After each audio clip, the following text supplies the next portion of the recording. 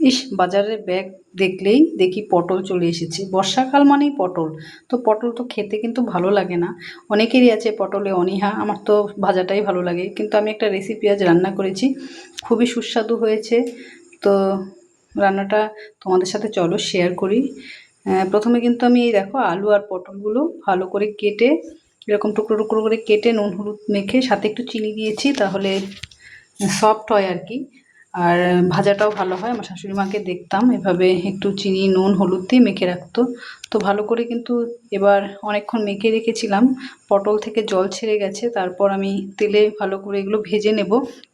আর যে মশলাটা দেখলে, মশলাটাতে আমি দিয়েছি জিরে, ধনে, কাঁচা লঙ্কা, আদা, আর দিয়েছি কাজু বাদাম। তো ভালো করে পেস্ট করে নেব। নিরামিষ রান্না, যেহেতু শনিবার, তো নিরামিষই রান্না করতে হবে আমার। তো এই যে দেখো, তারপর কিন্তু তেল দিয়ে আমি জিরা ফোড়ন দিয়ে দিয়েছিলাম। আর তারপর আমি মশলাটা দিয়ে দিয়েছি। মশলাটা ভালো করে কষানোর পর আমি ভেজে রাখা আলু আর পটলটা দিয়ে দিলাম। তো যত ভালো করে কষাবো তেল ছেড়ে ছেড়ে আসবে দেখো। তারপর কিন্তু আমি দিয়ে দেবো পরিমাণ মতো জল। ভাজার সময় আলুটা আর পটলটা কিন্তু সেদ্ধ হয়ে গেছে অনেকটাই। তো ভালো করে যে ফুটে উঠলে দিয়ে দেবো কসুরি মেথি, আর দিয়ে দেবো 1 চামচ ঘি। তো ঘিটা আমার এখানে স্কিপ হয়ে গেছে দেখানোর সময়।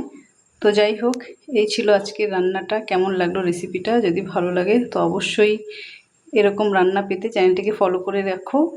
আর সকলকে এতক্ষণ ধৈর্য ধরে দেখার জন্য অসংখ্য ধন্যবাদ। সবাই ভালো থেকো। আবারও দেখা হচ্ছে নতুন ভিডিওতে। টাটা।